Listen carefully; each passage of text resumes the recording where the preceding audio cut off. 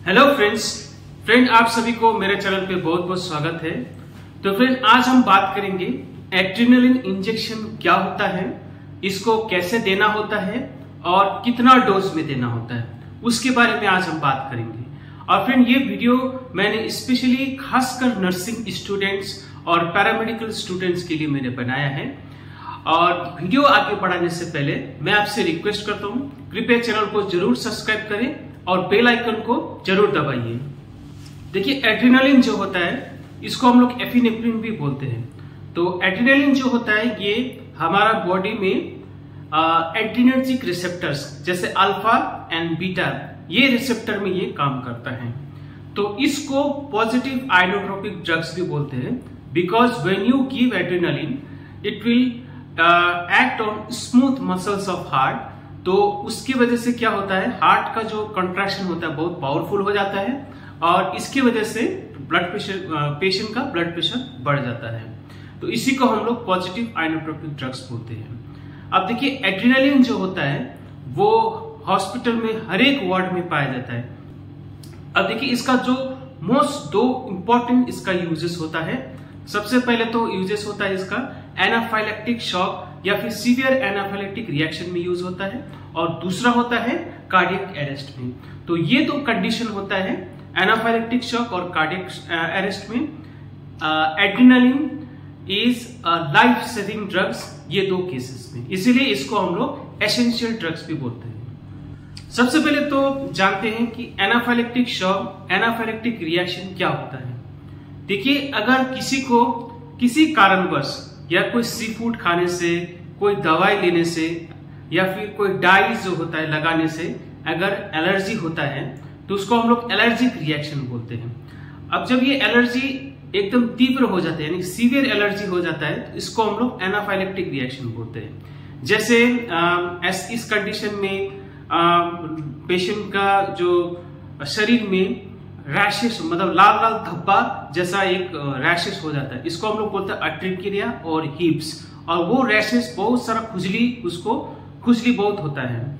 उसके साथ साथ जो फेस में सूजन आ जाता है, आंख फूल जाता है, ऊंट फूल जाता है, और किसी किसी पेशेंट में ये इतना तीव्र हो जाता है, इतना सीवियर हो जाता है कि उसका जो ब्लड प्रेशर भी कम हो जाता है। तो इसको हम लोग बोलते हैं एनाफाइलेक्टिक शॉक। और साथ में सांस का नली जो होता है वहां पे सिकुड़न आ जाता है, यानी कि सांस का नली छोटा हो जाता है, तो उसको हम लोग बोलते हैं ब्रोंकोकंस्ट्रिक्शन। सांस का नली छोटा होने की वजह से वो मरीज को सांस लेने में तकलीफ होता है और छाती में दबाव सा महसूस होता है। ऐसा केस में एड्रेनालिन जो होता है लाइफ सेविंग ड्रग्स होता है।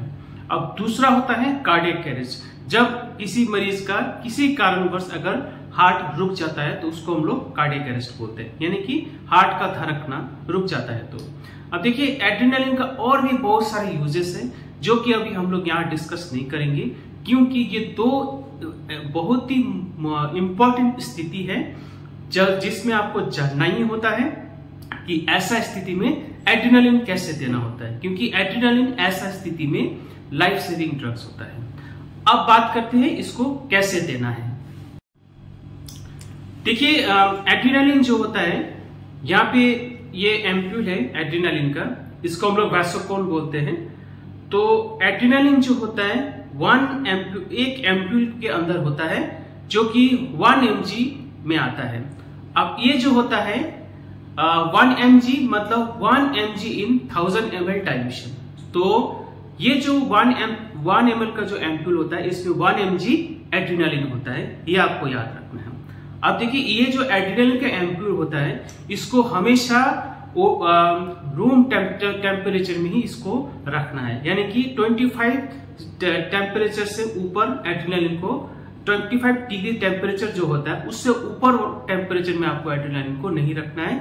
और कृपया इसको फ्रीज में ना रखें, ये आपको याद रखना है। और डायरेक्ट सनलाइट में एड्रेनालिन का एम्प्यूल को एक्सपोज नहीं करना है।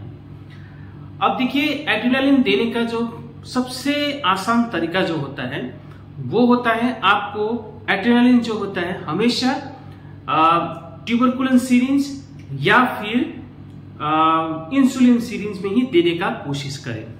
देखिए यहाँ पे देख पा रहे हैं आप एक में ट्यूबरकुलिन सिरिंज है और एक में इंसुलिन सिरिंज है। ट्यूबरकुलिन सिरिंज जो होता है वो मिलीलीटर ml में इसका वो नंबर दिया रहता है, और इंसुलिन सिरिंज है जो कि मेरे पास भी है, ये इंसुलिन सिरिंज यहाँ पे यूनिट में लिखा रहता है, यानी कि ये है 5 यूनिट, 10 यूनिट, उसके बाद 15 यूनिट, 20 यूनिट, इस तरह से। तो अब देखिए इसमें जब भी एनाफाइलेक्टिक शॉक या फिर एनाफाइलेक्टिक रिएक्शन होता है तो हमेशा आपको एड्रेनालिन इंट्रामस्कुलर ही देना होता है। इंट्रामस्कुलर अब कहां देना होता है?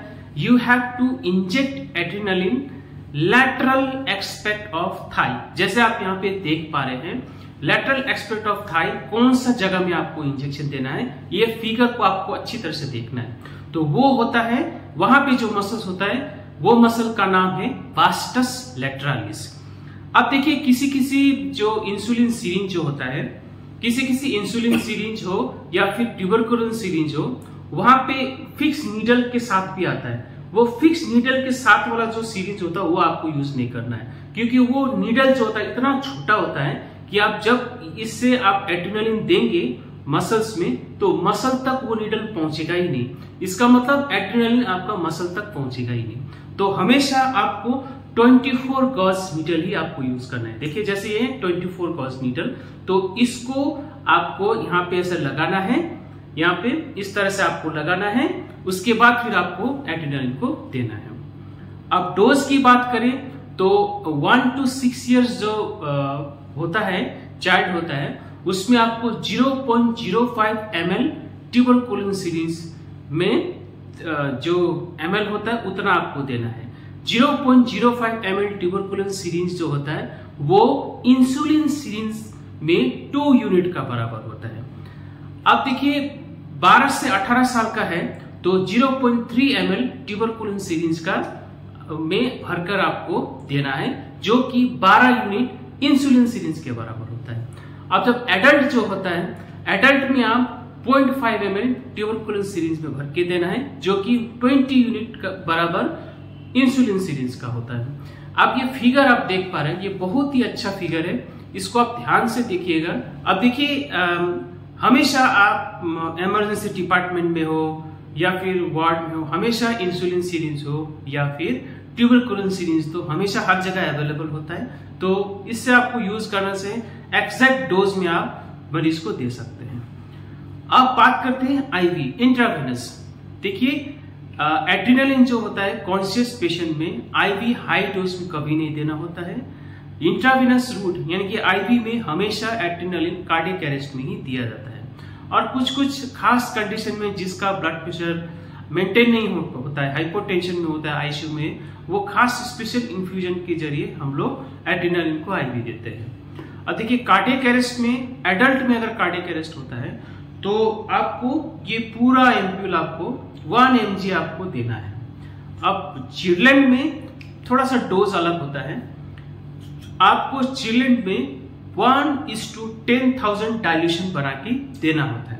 देखिए ये जो अवेलेबल है हमारे पास, मैंने आपको पहले ही बोला, ये एड्रेनालिन जो होता है ये 1:1000 ml का डाइल्यूशन में आता है, यानी कि 1 mg in 1000 ml डाइल्यूशन। तो इसको क्या करना है, आपको 1:10,000 बनाना है। तो बनाए कैसे, ये 1 ml आपको लेना है, उसके बाद बाकी का जो 9 ml जो है वो 9 ml आप नॉर्मल सलाइन लेके टोटल 10 ml बनाना है। तो इससे क्या हो जाएगा, टोटल एड्रेनालिन डाइल्यूशन 1:10,000 होगा।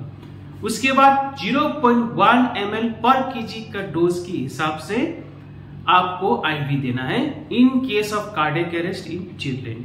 मान लीजिए 10 किलो वेट का एक बच्चा है तो उसमें आपको 1 ml 1:10,000 डाइल्यूशन वाला एड्रेनालिन आपको देना है in case of cardiac arrest, वो भी इंट्रावेनस रूट से।